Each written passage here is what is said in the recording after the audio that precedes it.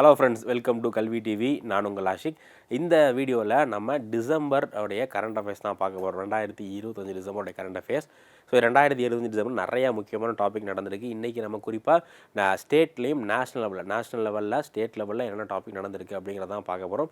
இதில் ஸ்டேட்டில் நம்ம தமிழ்நாடு தவிர மீதி ஸ்டேட் வந்து பார்ப்போம். நம்ம தமிழ்நாடுக்கு செப்பரேட்டாக ஒரு வீடியோவில் தமிழ்நாட்டில் என்னென்ன முக்கியமான விஷயங்கள் நடந்திருக்கு அப்படிங்கிறத பார்த்துருவோம். ஸோ இது வந்து நீங்கள் சென்ட்ரல் கவர்மெண்ட் எக்ஸாம்ஸ்க்கு ப்ரிப்பேர் பண்ணிட்டு இருந்தாலும் சரி, இல்லை ஸ்டேட் கவர்மெண்ட் தமிழ்நாடு நடக்கக்கூடிய டிஎன்பிசி, டிஎன்யூஎஸ்ஆர் இந்த மாதிரி எக்ஸாம்ஸ்க்கு ப்ரிப்பேர் பண்ணிட்டு இருந்தாலும் ரொம்ப ரொம்ப முக்கியம். ஸோ நெக்ஸ்ட் இயர் வந்து பார்த்திங்க அப்படின்னா ஆல்மோஸ்ட் எல்லா எக்ஸாம்ஸுமே நமக்கு வருது.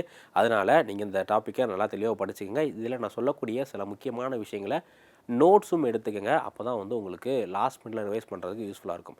ஸோ இன்றைக்கான முதல் டாபிக் வந்து போயிடலாம். இது ரொம்ப ரொம்ப முக்கியம். இதிலேருந்து கண்டிப்பாக கொஷின்ஸ் கேட்கறதுக்கு வாய்ப்பு இருக்குது. இப்போது ரீசெண்டாக எல்லா எக்ஸாம்ஸ்லையுமே ஆர்ட் அண்ட் கல்ச்சர் பற்றி நிறைய கொஷின்ஸ் வந்து கேட்குறாங்க இல்லையா? இது ரொம்ப ரொம்ப முக்கியமான விஷயம்.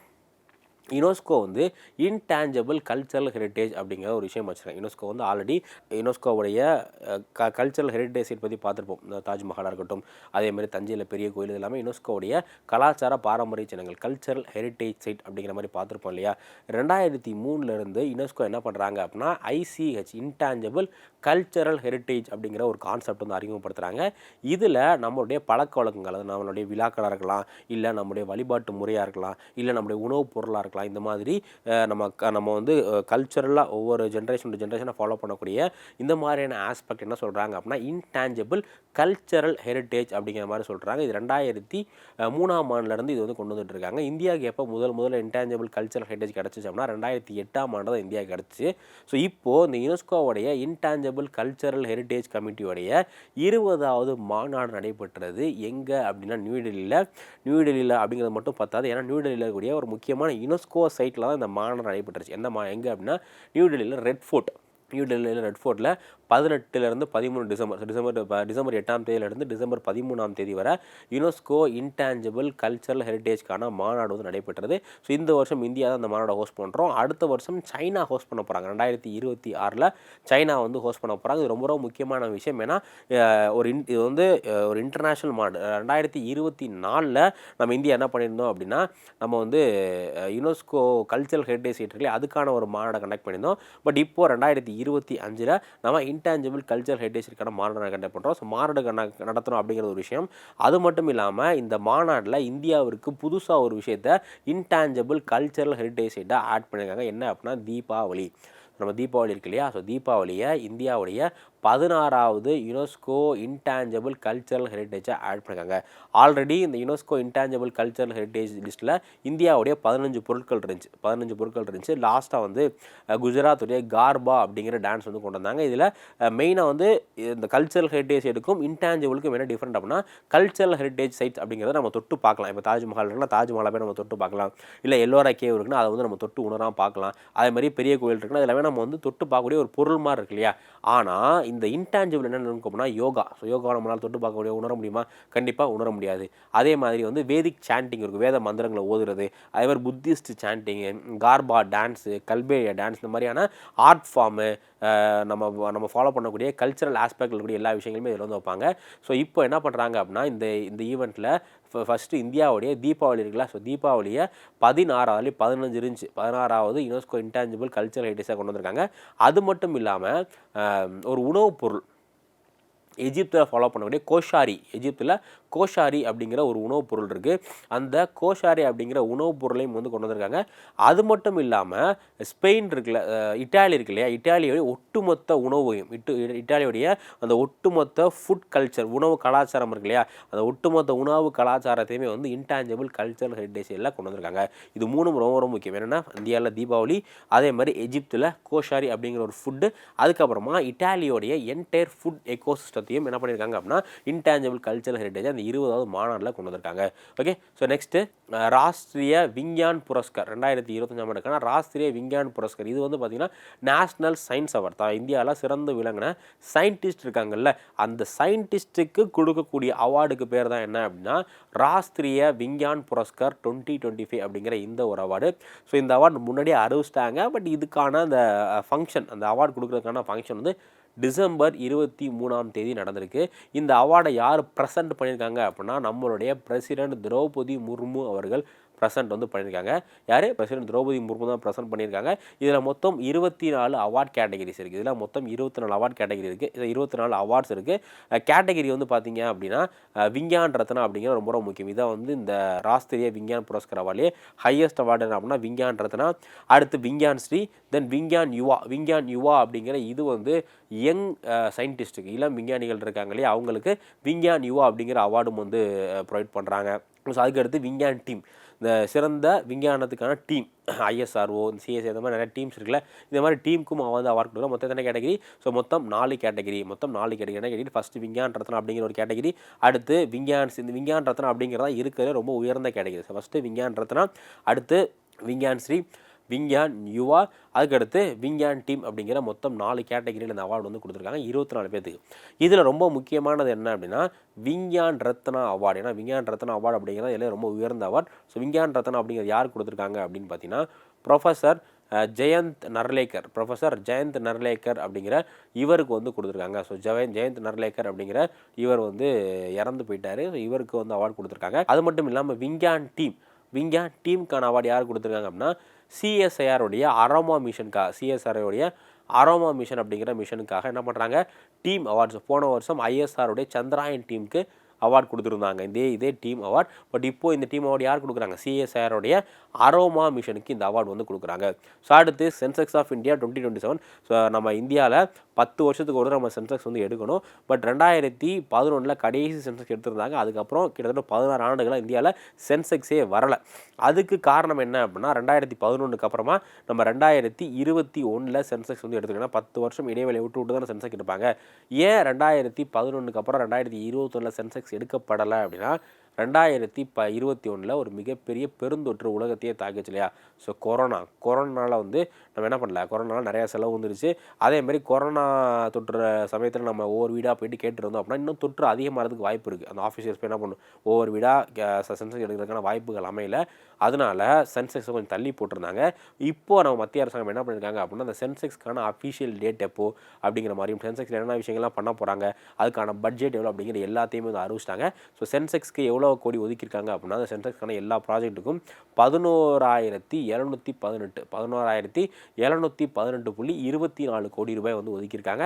இது இந்தியாவுடைய 16வது சென்செக்ஸ். ரொம்ப ரொம்ப முக்கியம். 2027 சென்செக்ஸ் அப்படிங்கிறது இந்தியாவுடைய 16வது சென்செக்ஸ். அதே மாதிரி நம்ம இந்தியா சுதந்திரம் அடைஞ்சதுக்கு அப்புறமா எடுக்க போகிற 8வது, ஓகேங்களா, இந்தியா சுதந்திரம் அடைஞ்சதுக்கு அப்புறமா எடுக்க போகிற 8வது சென்செக்ஸ் தான்.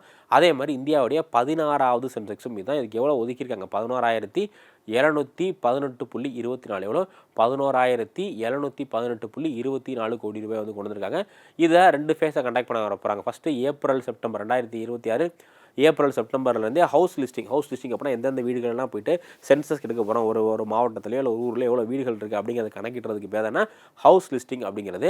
அடுத்து 2027 பிப்ரவரியில் தான் பாப்புலேஷன் எனுமரேஷன். இந்த பாப்புலேஷன் எனுமரேஷன் அப்படிங்கிற இந்த சமயத்தில் தான் நம்ம வீட்டுக்கு வந்து வீட்டில் எத்தனை பேர் இருக்காங்க, எவ்வளோ சம்பளம், என்ன படிச்சிருக்காங்க அப்படிங்கிற எல்லா டீட்டெயிலையும் வந்து கேட்பாங்க. ஸோ ரொம்ப ரொம்ப முக்கியம். இந்த 2027 சென்செக்ஸை பொறுத்தவரை ஏன் ரொம்ப முக்கியம் அப்படின்னா இதுதான் இந்தியா சுதந்திரம் அடைஞ்சதுக்கப்புறமா நம்ம எடுக்க போகிற ஃபஸ்ட்டு ஃபுல்லி டிஜிட்டல் சென்செக்ஸ். இதுவரை இந்தியாவில் டிஜிட்டல் சென்செக்ஸே கிடையாது. நம்ம பேப்பர் பேனா வச்சு எடுத்துகிட்டு இருந்திருப்பாங்க. பட் இப்போ என்ன பண்ணுறாங்க, சென்செக்ஸ்க்கான செப்பரேட்டான ஆப் கொண்டு வர்றாங்க, டிஜிட்டலாக சென்செக்ஸ் எடுக்க போகிறாங்க. அது மட்டும் இல்லாமல் இந்தியாவுடைய ஃபஸ்ட்டு கேஸ்ட் பேஸ்டு சென்செக்ஸ். இப்போ இந்தியாவில் கேஸ்ட் பேஸ்ட் சென்செக்ஸ் கிடையாது. ஸோ எஸ்சி எஸ்டிக்கு மட்டும்தான் கேஸ்ட் பேஸ்டில் இருக்கும். இது எல்லாமே ஜென்ரல் கேட்டகரியை தான் எடுப்பாங்க. பட் இப்போ என்ன பண்ணுறாங்க, இந்தியாவில் முதல் முறையாக ஜாதி வாரி கணக்கெடுப்பு வந்து எடுக்க போகிறாங்க. இது ரொம்ப ரொம்ப ரொம்ப முக்கியமான விஷயம். ஸோ இதில் ஃபஸ்ட்டு முதல் கட்டமாக ஸ்னோ பவுண்ட் ஏரியா இருக்கு இல்லையா, எந்தெந்த இடங்கள்லாம் வந்து பனிப்பொழிவு அதிகமாக இருக்கும் அந்த இடத்துல செப்டம்பர் 2026 பனிப்பொழிவு அதிகமாக இருக்கக்கூடிய இடங்களில் செப்டம்பர் 2026 இந்த சென்செக்ஸ் வந்து எடுக்க போகிறாங்க. இது ரொம்ப ரொம்ப ஒரு முக்கியமான விஷயம். கண்டிப்பாக ஏன்னா இவ்வளோ ஆண்டுகளுக்கு அப்புறமா எடுக்கிறதுனால இந்த சென்செக்ஸ் வந்து கண்டிப்பாக ஒரு கேள்வி உறுதி. அதனால் நான் சொல்கிற அந்த டேட்டாஸ் எல்லாமே நோட் பண்ணி வச்சுக்கோங்க. அடுத்து நம்ம கேபினட் கமிட்டி, ரீசெண்டாக கேபினட் கமிட்டியோடைய கூட்டம் முடிஞ்சு அதில் நம்ம ministry of coal and mining உடைய ஒரு முக்கியமான ப்ராஜெக்ட்டுக்கு அப்ரூவ் கொடுத்துருக்காங்க. என்ன அப்படின்னா coal Setu. So coal Setu அப்படிங்கிற இந்த ஒரு விஷயத்தை கொண்டு வந்திருக்காங்க. இது என்ன அப்படின்னா இது வந்து இந்த கோல் ப்ராசஸ் இருக்குல்ல, அந்த கோல் ப்ராசஸ் இப்போ கோல் எங்கே எக்ஸ்ட்ராக்ட் பண்ணுறது, அது எங்கே போய் சேருது அப்படிங்கிற அந்த என்டையர் விஷயத்தையும் ஃபாலோ பண்ணுறதுக்கான ஒரு விஷயம் தான் என்ன அப்படின்னா இந்த கோல் சேது அப்படிங்கிறது. ஸோ இப்போது அந்த கோல் சேது என்ன பண்ணிருக்காங்க, இதை கொண்டு வர்றதுக்காக இது பண்ணுறாங்க. இதில் மெயின் என்ன பண்ணுறாங்க அப்படின்னா நியூ ஆக்ஷன் பேஸ்டு மெக்கானிசம், ஓகேங்களா. ஸோ நான் ரெகுலேட்டட் செக்டார்ஸ் எல்லாம் இது பண்ணக்கூடிய ஒரு நியூ ஆக்ஷன் பேஸிஸ் இந்த கோல் ஆக்ஷன் எடுக்கிறதுக்கான ஒரு பிளாட்ஃபார்முக்கு பேர் அந்த கோல் செய்து அப்படிங்கிறது இல்லை கோருடைய அந்த என்டையர் சப்ளை செயின் எல்லாமே வந்து கொடுத்துருப்பாங்க. ஓகே, ஸோ அடுத்து இண்டிஜினியஸ் அச்சீவ்மெண்ட். ஸோ இந்தியா வந்து பார்த்திங்க அப்படின்னா ஒரு முக்கியமான விஷயத்த இண்டிஜினியஸாக வேறு எந்த ஃபாரின் கண்ட்ரியோட ஹெல்ப்பும் இல்லாமலே இந்தியா ஒரு முக்கியமான அச்சீவ்மெண்ட் வந்து பண்ணியிருக்காங்க. என்ன அப்படின்னா ஹான்சா 3NG ஹான்சா 3NG அப்படிங்கிற இந்த ஒரு ஏர்க்ராஃப்ட். இதில் 2 பேர் மட்டும் தான், 2 சீட் மட்டும்தான் இருக்கும், 2 பேர் மட்டுமே உட்காந்து போகக்கூடிய ஒரு ஏர்க்ராஃப்ட்டு. இது மெயினாக எதுக்காக பயன்படுத்துகிறாங்க அப்படின்னா இப்போ நம்ம கார் ஓட்டுறதுக்கெலாம் பைக் ஓட்டுறதுக்கெலாம் ட்ரைனிங் கொடுக்குறாங்கல்ல, அதே மாதிரி ஃப்ளைட் ஓட்டுறதுக்கும் ஃப்ளைட் ட்ரைனிங் இருக்குது. அந்த ட்ரைனிங்கில் பயன்படுத்தக்கூடிய ஏர்க்ராஃப்ட்டுக்கு பேர் என்ன அப்படின்னா ஹான்சா 3NG. ரொம்ப ரொம்ப முக்கியம் இது ஹான்சா 3NG. ஸோ ஹான்சா 3NG அப்படிங்கிற இது எங்கே தொடங்கி வச்சுருக்காங்க அப்படின்னா பெங்களூர். ஸோ பெங்களூரில் தான் ஹான்சா 3NG அப்படிங்கிற இந்த ஒரு ஏர்க்ராஃப்ட் 2 சீட்டர் ஏர்க்ராஃப்டாக இந்தியா இண்டிஜினியஸாக ஹிந்துஸ்தான் ஏர்லைன் டீம் இருக்குல்ல HAL. ஸோ HALனால் உருவாக்கப்பட்ட ஹான்சா 3NG அப்படிங்கிற இந்த ஒரு ஹெலிகாப்டரை அறிமுகம் செஞ்சுருக்காங்க. ஓகேவா? So next hydrogen fuel cell passenger vehicle. Hydrogen fuel cell passenger vehicle வந்து அறிமுகப்படுத்திருக்காங்க. So pilot 01 flagged off Varanasi for clean inland transport. இப்போ நம்ம நார்மலாக டிரான்ஸ்போர்ட்டேஷனை பொறுத்தவரை எக்கச்சக்கமான டிரான்ஸ்போர்ட்டேஷன் இருக்குது.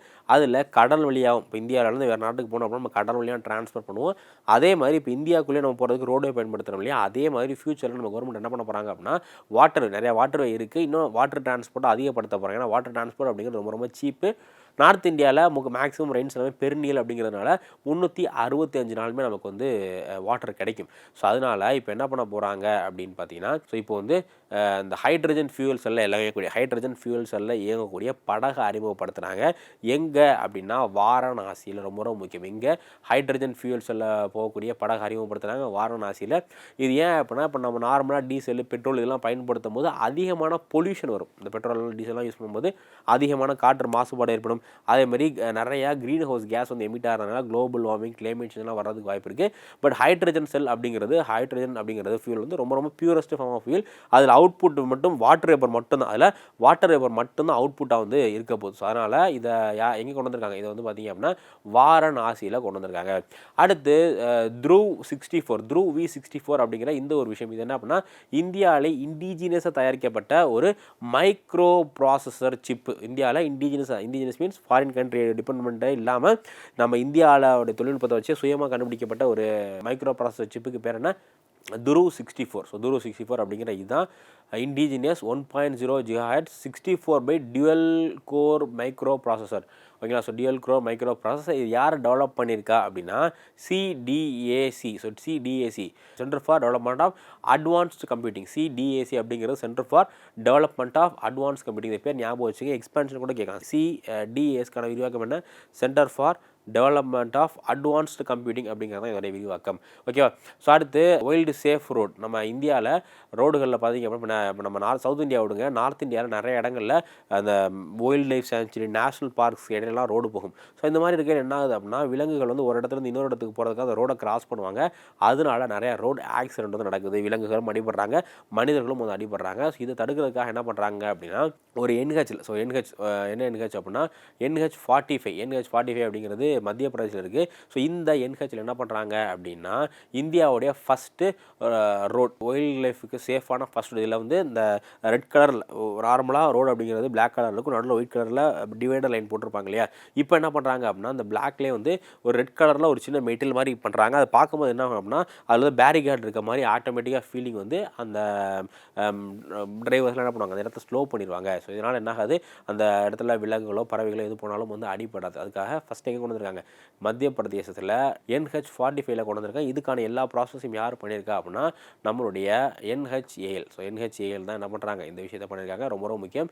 First wild life safe road, இந்தியாவுடைய first wild life safe road எங்கே இருக்குது அப்படின்னா இது வந்து NH45 மத்திய பிரதேசத்தில் இந்தியாவுடைய ஃபஸ்ட்டு சேஃப் ரோடு, இந்த வைல்டு லைஃப் சேஃப் ரோடு வந்து இருக்குது. அடுத்து அசாமில் நம்மளுடைய பிரதமர் அவர்கள் என்ன பண்ணியிருக்காங்க அப்படின்னா ஒரு புதிய ஏர்போர்ட்டுக்கான டெர்மினலை திறந்து வச்சுருக்காங்க. எங்கே அப்படின்னா அசாமில் இருக்கக்கூடிய கவுஹாத்தி போர்ட் இருக்கு இல்லையா, இந்த கவுஹாத்தி போர்ட்டில் ஒரு முக்கியமான ஒரு புதிய டெர்மினல் தொடங்கி வச்சுருக்காங்க. இந்த டெர்மினல் தான் நார்த் ஈஸ்ட் இந்தியாவுடைய மிகப்பெரிய டெர்மினலாக வந்து பார்க்கப்படுது. இதில் யாருடைய ஆல்ரெடி இந்த ஏர்போர்ட்டோடைய பேரே வந்து கோபிநாத் பர்தோலி ஏர்போர்ட் தான். இப்போது இந்த ஏர்போர்ட்டில் என்ன பண்ணுறாங்க அப்படின்னா கோபிநாத் கோபிநாத் பர்தோலி ஸ்டாச்சு. இந்த ஏர்போர்ட்டில் கோபிநாத் பர்தோலி ஸ்டாச்சு வந்து வச்சுருக்காங்க, ஒரு 80 அடி ஸ்டாச்சு. ஸோ கோபிநாத் பர்தோலி அப்படிங்கிற இவர் அசாமுடைய ஃபஸ்ட்டு சிஎம். அது மட்டும் இல்லாமல் கான்ஸ்டிடியூஷன் அசம்பிளியில் ஃபண்டமெண்டல் ரைட்ஸ் ட்ரைபலுக்கான அசம்பிளி இருந்துச்சு இல்லையா, இதுலேயும் யார் வந்து உறுப்பினராக இருக்கா, கோபிநாத் பர்தோலி. யார்? கோபிநாத் பர்தோலி வந்து உறுப்பினராக இருக்கார். ஸோ அது மட்டும் இல்லாமல் நம்ம பிரதமர் அவர்கள் அமோனியா யூரியா ப்ராஜெக்ட் திப்ருகரில் நம்ரூப் இந்த மாதிரி அசாமில் யூரியாக்கான பிளான்ட் கொண்டு வரதை பற்றி நம்ம மத்திய அரசாங்கம் 2025க்கான பட்ஜெட்லேயே சொல்லியிருந்தாங்க. இப்போ என்ன பண்ண போகிறாங்க அப்படின்னா கிட்டத்தட்ட எவ்வளோ செலவழிச்சு, 10,600 கோடி ரூபாய், 10,600 செலவழிச்சு திப்ருகர், அசாமில் திப்ருகர் அப்படிங்கிற இதில் நம்ரூப் அப்படிங்கிற இடத்துல அமோனியாக்கான பிளான்ட் வந்து கொண்டு வர்றாங்க. ஸோ அடுத்து global and national record. India நிறையா முக்கியமான இன்டர்நேஷ்னல் பாடியில் உறுப்பினராகவும் தலைவராகவும் தேர்ந்தெடுக்கப்பட்டிருக்காங்க. அதில் முதல்ல ஐஎம்ஓ, இன்டர்நேஷ்னல் மேரிடைம் ஆர்கனைசேஷன் அப்படிங்கிறது தான் ஐஎம்ஓ. ஸோ இந்த ஐஎம்ஓக்கு கேட்டகிரி பி, ஐஎம்ஓடைய கேட்டகிரி பி அப்படிங்கிற இந்த ஒரு கேட்டகிரியில் இந்தியா வந்து பார்த்திங்க அப்படின்னா உறுப்பினராக சேர்ந்துருக்காங்க. இது 2027-27 2 வருஷம் நமக்கு இந்தியா என்ன பண்ணுறாங்க, இந்தியா வந்து ஐஎம்ஓவில் கேட்டகிரி பி அப்படிங்கிற இந்த கேட்டகிரியில் வந்து எலெக்ட் ஆகிருக்காங்க. அடுத்து யுனெஸ்கோ இந்தியா என்ன பண்ணுறாங்க அப்படின்னா re-elected to executive board. So India UNESCO வந்து அவங்களுடைய எக்ஸிக்யூட்டிவ் போர்டு இருக்கு இல்லையா, யுனெஸ்கோ இந்தியாவை அவங்களுடைய எக்ஸிக்யூட்டிவ் போர்டுடைய உறுப்பினராக வந்து சேர்த்துருக்காங்க. அடுத்து ரொம்ப ரொம்ப முக்கியமான விஷயம், இந்தியாவுடைய ஃபுட் கிரெயினில் ஒரு மிகப்பெரிய அச்சீவ்மெண்ட் வந்து இருக்குது. என்ன அப்படின்னா இந்தியாவுடைய ஒட்டுமொத்த உணவு உற்பத்தி, அரிசி, பருப்பு, இந்த மாதிரி எல்லா உணவு உற்பத்தியோடைய அளவு எவ்வளோ வந்திருக்கு அப்படின்னா 357 மில்லியன் டன். 2025 எவ்வளோ வந்திருக்கு, 357 மில்லியன். இது போன 10 ஆண்டுகள் 2025 கம்பேர் பண்ணும்போது இது வந்து 100 மில்லியன் டன் வந்து ரொம்ப ரொம்ப அதிகம். அது மட்டும் இல்லை, இப்போ ரீசெண்டாக ஒரு 4 நாளைக்கு முன்னாடி கரண்ட் அஃபேர்ஸ் பார்த்தோம்னா என்ன அப்படின்னா இந்தியா அரிசி உற்பத்தியில் வேர்ல்டுலேயே நம்பர் 1 இருக்காங்க. இந்தியா அரிசி உற்பத்தியில் வேர்ல்டில் நம்பர் 1 ப்ரொடியூசராக இருக்காங்க. ஓகேவா? ஸோ இதுக்கு முன்னாடி சைனா தான் வேர்ல்டில் நம்பர் 1 ரைஸ் ப்ரொடியூசராக இருந்தாங்க. இப்போது யார் நம்பர் 1 ரைஸ் ப்ரொடியூசராக இருக்காங்க அப்படின்னா இந்தியா தான் நம்பர் 1 ரைஸ் ப்ரொடியூசராக இருக்காங்க. ஸோ அடுத்து இந்திரா காந்தி இன்டர்நேஷ்னல் ஏர்போர்ட். எல்லாத்துக்குமே முக்கியமாக தெரிஞ்சு நீங்கள் அந்த ஏர்போர்ட்டுக்கு போயிருக்கீங்களோ இல்லையோ, நம்ம கரண்ட் அஃபேர்ஸில் அதேமாதிரி ஸ்டாட்டிக்கில் அந்த இந்திரா காந்தி இன்டர்நேஷ்னல் ஏர்போர்ட் பற்றி பார்த்துருப்போம். ஸோ இப்போது இந்திரா காந்தி இன்டர்நேஷ்னல் ஏர்போர்ட் ஒரு முக்கியமான அச்சீவ்மெண்ட் பண்ணியிருக்கு. என்ன அப்படின்னா first water positive airport, first வேர்ல்டோட இந்தியாவுடைய ஃபஸ்ட்டு வாட்டர் பாசிட்டிவ் ஏர்போர்ட். ஏன் இந்த வந்து வாட்டர் பாசிட்டிவ்னு சொல்கிறாங்கன்னா இவங்க செலவழிக்கக்கூடிய வாட்டர் இருக்கு இல்லையா, இவங்க செலவழிக்கக்கூடிய வாட்டரை கம்பேர் பண்ணும்போது இவங்க கன்சர்வ் பண்ணக்கூடிய, இவங்க வந்து ஸ்டோர் பண்ணி வச்சுருக்கக்கூடிய வாட்டருடைய அமௌண்ட் வந்து ஜாஸ்தியாக இருக்குது. ஸோ அதனால் என்ன பண்ணுறாங்க, இந்த இந்திரா காந்தி இன்டர்நேஷ்னல் ஏர்போர்ட் இருக்கு, இது வந்து இந்தியாவுடைய ஃபஸ்ட்டு வாட்டர் பாசிட்டிவ் அப்படிங்கிறது ரொம்ப சிம்பிள் தான். அந்த ஏர்போர்ட்டில் வாட்டர் பாசிட்டிவ் ஏர்போர்ட் அப்படிங்கிறது அந்த ஏர்போர்ட்டில் அவங்க கன்சியூம் பண்ணக்கூடிய வாட்டர் இருக்கு இல்லையா, அந்த அவங்க கன்சியூம் பண்ணக்கூடிய வாட்டரை கம்பேர் பண்ணும்போது அவங்க ஸ்பெண்ட் பண்ணக்கூடிய வாட்டரோட லெவல் ரொம்ப ரொம்ப கம்மியாக இருக்கணும். ஸோ அப்போ தான் வந்து அவார்ட் கொடுப்பாங்க. இந்தியாவிலேயே ஃபஸ்ட்டாக யார் வாங்கியிருக்கா, இந்திரா காந்தி இன்டர்நேஷ்னல் ஏர்போர்ட் வந்து வாங்கியிருக்காங்க. ஸோ அடுத்து சாந்தி பில் அப்படிங்கிற ரொம்ப ரொம்ப ஒரு முக்கியமான பில்லை நம்ம மத்திய அரசாங்கம் சென்ட்ரல் கவர்மெண்ட் வந்து பாஸ் பண்ணியிருக்காங்க. இந்த சாந்தி பில்லுக்கான ஃபுல் ஃபார்ம் வந்து பாருங்கள், sustainable harnessing and advancement of nuclear energy for transforming India. இதான் வந்து சாந்தி அப்படிங்கிற பில்லுக்கான விரிவாகம். என்னது, sustainable harnessing and advancement of sustainable harnessing and advancement of nuclear energy for transforming India அப்படிங்கிறதான் வந்து சாந்தி அப்படிங்கிற பில்லு. ஸோ இந்த சாந்தி பில் இருக்குல்ல, இந்த சாந்தி பில்லை பொறுத்தோ எதுக்காக அப்படின்னா இப்போ இந்தியாவில் கரண்டில் நியூக்ளியர் செக்டர் எல்லாமே கவர்மெண்ட்டுடைய கண்ட்ரோலாக தான் இருக்குது. ப்ரைவேட் பிளேயர் யாருமே நியூக்ளியர் பிளான்ட் வந்து வைக்க முடியாது. அதே மாதிரி நியூக்ளியர் எனர்ஜி ஜெனரேட் பண்ணுறதுல அவங்க பங்கேற்கவே முடியாது. முழுக்க கவர்மெண்ட்டுடைய மோனோபாலியில் இருக்குது.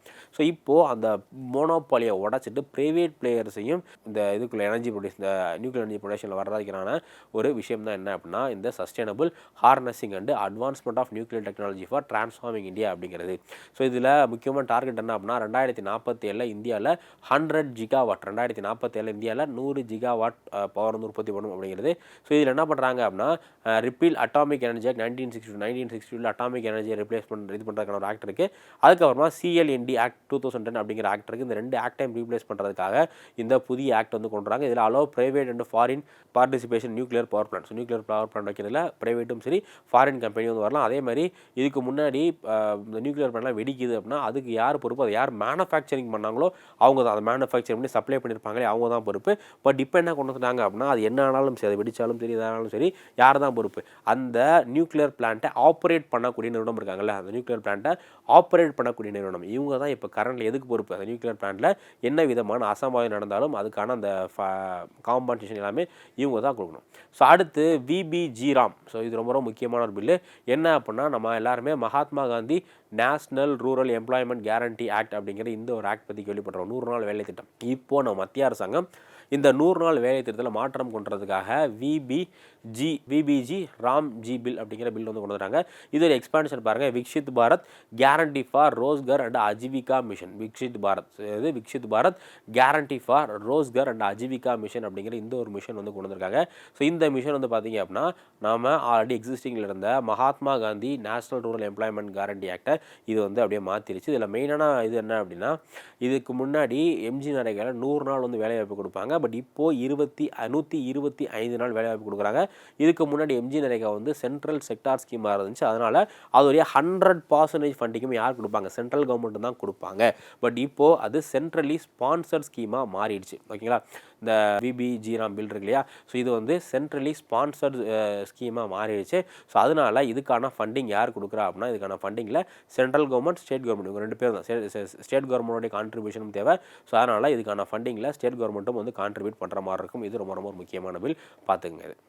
ஸோ அடுத்து விக்ஷித் பாரத் சிக்ஷா ஆதிஷ்தான் பில். ஸோ என்னது விக்ஷித் பாரத் சிக்ஷா ஆதிஷ்தான் பில் அப்படிங்கிற இது என்ன அப்படின்னா, இந்தியாவுடைய ஹையர் எஜுகேஷன் செக்டார், இந்தியாவுடைய இந்த நான் டெக்னிக்கல் ஹையர் எஜுகேஷன் செக்டார் இருக்கு இல்லையா, ஸோ அதை ரெகுலேட் பண்ணுறதுக்காக கொண்டு வரப்பட்டிருக்க ஒரு அமைப்பு தான், ஒரு பில்லு தான் என்ன அப்படின்னா விக்ஷித் பாரத் சிக்ஷா ஆதிஷ்தான் பில் அப்படிங்கிற இந்த ஒரு பில்லு.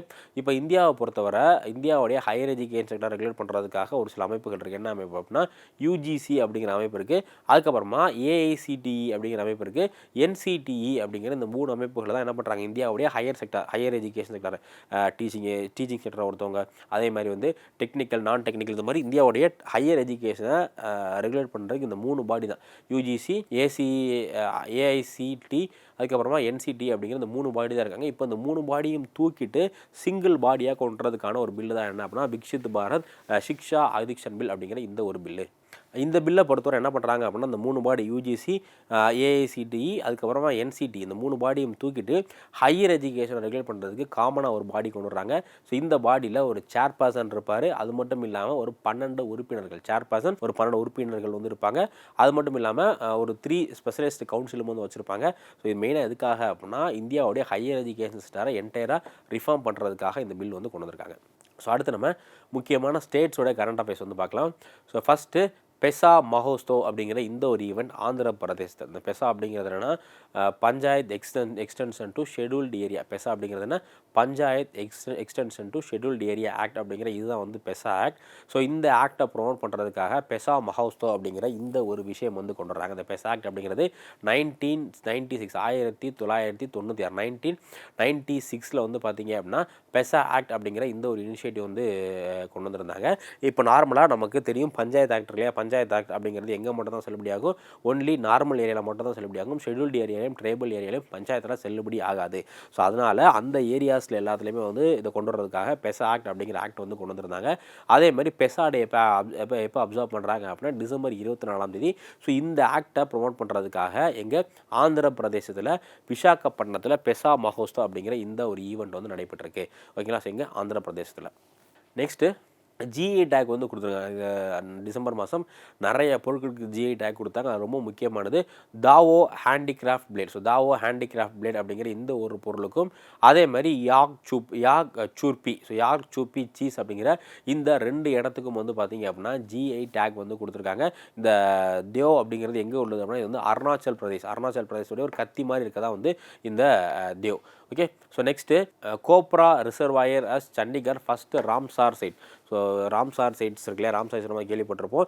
இப்போது சத்தீஸ்கருக்கான ஃபஸ்ட்டு ராம்சார் சைட்ஸ் வந்து கொண்டு வந்திருக்காங்க. என்ன சைட் அப்படின்னா கோப்ரா. ஸோ கோப்ரா ரிசர்வ் அப்படிங்கிறது எங்கே இருக்குன்னா சத்தீஸ்கரில் பில்சாப்பூரில் இருக்கிறதா என்ன அப்படின்னா கோப்ரா ரிசர்வ் அப்படிங்கிறது. இப்போது கோப்ரா ரிசர்வை சத்தீஸ்கருடைய first UNESCO cultural heritage site, சத்தீஸ்கருடைய ஃபஸ்ட்டு ராம்சார் சைட்ஸை வந்து அறிவிச்சிருக்காங்க. எப்போ அப்படின்னா டிசம்பர் 12 அறிவிச்சிருக்காங்க. ஓகேவா? எதெல்லாம் வந்து ரொம்ப ரொம்ப முக்கியமான வெட்லேண்ட் ஆஃப் இன்டர்நேஷனல் இம்பார்ட்டன்ஸோ அதை ராம்சார் சைட்டை அறிவிக்கிறது வழக்கம். ஸோ இப்போது கோப்ரா ரிசர்வை இந்தியாவுடைய புதிய ராம்சார் சைட்டாக அறிவிச்சிருக்காங்க. So next Gujarat roof top solar plant. So roof top இப்போ நம்ம மத்திய அரசாங்கம் பிரதான் மந்திரி சூரியகர் முஃப்தி பிஜிலி யோஜனா அப்படிங்கிற யோஜனா வந்து கண்டக்ட் பண்ணுறாங்க இல்லையா. ஸோ இது மூலிமா நிறையா roof top solar power plant வச்சுட்டு இருக்காங்க. இந்தியாவிலேயே அதிகமான roof top solar power plant install பண்ணிருக்கக்கூடிய மாநிலம் என்ன அப்படின்னா குஜராத். ஓகேங்களா. ஸோ மொத்தம் வந்து 1879 megawatt roof top solar capacity வந்து இருக்குது. அதேமாதிரி இந்த பிஎம் சூரியகர் முஃப்தி யோஜனாவில் வந்த இதில் 50% எங்கே இருக்குது அப்படின்னா இங்கே தான் வந்து இருக்குது. ஓகேவா. அடுத்து ஹரியானா அசம்பிளி ஒரு சில முக்கியமான விஷயங்கள் பண்ணுறாங்க. ஸோ ஃபஸ்ட்டு என்ன அப்படின்னா ஹரியானா அசம்பிளி வந்து 350வது ஸ்ரீ குரு தேஜ் பகதூர் இருக்கார் இல்லையா, இவருடைய இந்த இறந்த தினத்தை வந்து அஃபிஷியலாக வந்து இது பண்ணுறாங்க. ஓகேங்களா. So Haryana state assembly unanimously passed resolution to commemorate 350th martyrdom year of Shri Guru Tegh Bahadur. So Guru Tegh Bahadur அப்படிங்கிற சீக்கிர முக்கியமான குரு, இவர் இறந்து போய் இந்த இதோட 350 வருஷம் ஆகுது. ஸோ இதை செலிப்ரேட் பண்ணுறதுக்கான ஒரு தீர்மானம் வந்து போட்டிருக்காங்க. ஸோ அது மட்டும் இல்லாமல் ஹான்சி அப்படிங்கிற ஒரு டிஸ்ட்ரிக்ட், ஹான்சி அப்படிங்கிற இந்த ஒரு டிஸ்ட்ரிக்டை ஹரியானாவுடைய 23வது டிஸ்ட்ரிக்டா ஹான்சி அப்படிங்கிற இது வந்து ஆல்ரெடி ஹிசார் ஹான்சி அப்படிங்கிற இந்த டிஸ்ட்ரிக் வந்து ஹிசார் அப்படிங்கிற ஒரு டிஸ்ட்ரிக்டில் இருக்குது. இப்போ என்ன பண்ணுறாங்க அப்படின்னா இந்த ஹிசார் டிஸ்ட்ரிக்ட்லேருந்து இதை பிரித்து எடுத்து 23வது ஹிசார் டிஸ்ட்ரிக்ட்லேருந்து பிரித்து எடுத்து 23வது ஹரியானாவுடைய டிஸ்ட்ரிக்டை கொண்டு வந்திருக்காங்க. இப்போ ஹரியானா மொத்தம் எத்தனை டிஸ்ட்ரிக்? ஹரியானாவில் 23 டிஸ்ட்ரிக் வந்து இருக்குது. அடுத்து ஜார்க்கண்ட் வந்து என்ன பண்ணுறாங்கன்னா கிக் ஒர்க்கர்ஸ் அப்படிங்கிற இவங்க யாருன்னா சொமேட்டோ ஸ்விக்கி இந்த மாதிரிலாம் ஓட்டுறாங்க இல்லையா, பெர்மனெண்ட்டாக வேலை இருக்காது அவங்களுக்கு, டெம்பரரியாக தான் வந்து அப்பப்போ கிடைக்கிற வேலையை பார்ப்பாங்க இல்லையா, அவங்களுக்கு பேர் தான் என்ன அப்படின்னா கிக் ஒர்க்கர்ஸ். இப்போது ஜார்க்கண்ட் என்ன பண்ணுறாங்க அப்படின்னா கிக் ஒர்க்கருக்கான வெல்ஃபேர் வந்து கொண்டு வந்திருக்காங்க. So first Indian state to pass comprehensive gig worker welfare legislation. Gig ஒர்க்கருடைய வெல்ஃபேருக்காக முதல்ல மாநில சட்டமன்றத்தில் சட்டம் இயற்றின மாநிலம் எது அப்படின்னா ஜார்க்கண்ட் தான் வந்து போயிருக்காங்க. ஸோ அவங்களுக்கு இப்போ என்ன பண்ண போகிறாங்க, அவங்களுக்கு தேவையான சோஷியல் செக்யூரிட்டி, இன்சூரன்ஸு, கிரீவன்சஸ் எல்லாமே வந்து கிரீவன்ஸ் எல்லாமே வந்து ப்ராப்பராக பண்ண போகிறாங்க. அடுத்து ப்ராஜெக்ட் மகாதேவ் அப்படிங்கிற இந்த ஒரு ப்ராஜெக்டை யார் லான்ச் பண்ணியிருக்கா அப்படின்னு பார்த்தீங்கன்னா இது வந்து மகாராஷ்டிரா. ஸோ ப்ராஜெக்ட் மகாதேவ் அப்படிங்கிற இந்த ப்ராஜெக்ட் வந்து மகாராஷ்டிரா தான் வந்து லான்ச் பண்ணியிருக்காங்க. ஸோ இப்போ ரீசெண்டாக மெஸ்ஸி இந்தியா ஃபுல்லாக வந்திருந்தார்ல, இந்தியா டூர் வந்து மெஸ்ஸி வந்திருந்தார். ஸோ அந்த சமயத்தில் யார் வந்து இந்த ப்ராஜெக்ட் லான்ச் பண்ணியிருக்கா அப்படின்னு பார்த்தீங்கன்னா மகாதேவ் அப்படிங்கிற ப்ராஜெக்ட் மகாராஷ்டிரா லான்ச் பண்ணி எதுக்காகன்னு பார்த்தீங்கன்னா மகாராஷ்டிராவில் அண்டர் 13 ஃபுட்பால் பிளேயர் இருக்காங்க, அவங்கள கண்டுபிடிச்சி அவங்களுக்கு ஃபண்டிங் இதெல்லாம் கொடுத்து அவங்கள ஒரு இன்டர்நேஷ்னல் இன்டர்நேஷ்னல் ஃபுட்பாலராக மாற்றுறதுக்கான ஒரு இனிஷியேட்டிவ். ஓகே. ஸோ அடுத்து மகா கிரைம் ஓஎஸ் அப்படிங்கிற இந்த ஒரு ஓஎஸ் எதுக்காக அப்படின்னா இது வந்து இந்த சைபர் கிரைம்லாம் கண்ட்ரோல் பண்ணுறதுக்கான ஒரு ஓஎஸ்க்கு பேர் தான் என்ன மகா கிரைம் ஓஎஸ் அப்படிங்கிற இந்த ஒரு ஏஐ பேஸ்ட் ஓஎஸ். இதை எந்த ஸ்டேட் வந்து அறிமுகப்படுத்தியிருக்காங்க அப்படின்னா மகாராஷ்டிரா. ஸோ மகாராஷ்டிரா மகா கிரைம் ஓஎஸ்ஏ அப்படிங்கிற இது வந்து மைக்ரோசாஃப்டோட ஒரு ஏஐ. இதை யூஸ் பண்ணி சைபர் கிரைம்ஸ்லாம் நடக்குது இல்லையா, இந்த சைபர் கிரைமை இன்வெஸ்டிகேட் பண்ணுறதுக்கு, சைபர் கிரைம் ப்ரிடிக்ட் பண்ணுறதுக்கான ஒரு விஷயம் தான் இந்த ஒரு ஓஎஸ். அடுத்து 26th ஹார்ன்பில் ஃபெஸ்டிவல் நாகாலாந்து நடக்குது. இது வந்து ரொம்ப ரொம்ப முக்கியமான ஃபெஸ்டிவல். இது வந்து ஃபெஸ்டிவல்ஸ் ஆஃப் ஃபெஸ்டிவல் அப்படிங்கிற மாதிரி வந்து சொல்லுவாங்க. இந்த ஃபெஸ்டிவலில் பொறுத்தவரை இது டிசம்பர் மாதம் 1ஆம் தேதியிலேருந்து நடக்கும். இதில் இந்த வருஷம் வந்து பார்த்திங்க அப்படின்னா பார்ட்னர் ஸ்டேட்டாக அருணாச்சல் பிரதேஷ் வந்து இதாக இருக்காங்க. அதேமாதிரி பார்ட்னர் கண்ட்ரியாக நிறையா முக்கியமான கண்ட்ரி, குறிப்பாக யூகே, அதுக்கப்புறமா வந்து ஃப்ரான்ஸு, சுவிட்சர்லாண்டு, ஆஸ்திரியா, மால்டா, இந்த கண்ட்ரி எல்லாமே இதில் பார்ட்னர் கண்ட்ரியாக வந்து சேர்ந்துருக்காங்க. ஸோ இது எல்லாமே டிசம்பர் மந்த்லேயே முக்கியமான டாபிக். ஸோ நோட் பண்ணிக்கோங்க. நம்ம பேலன்ஸ் இருக்கக்கூடியதை நெக்ஸ்ட் கிளாஸில் வந்து பார்க்கலாம். தேங்க்யூ.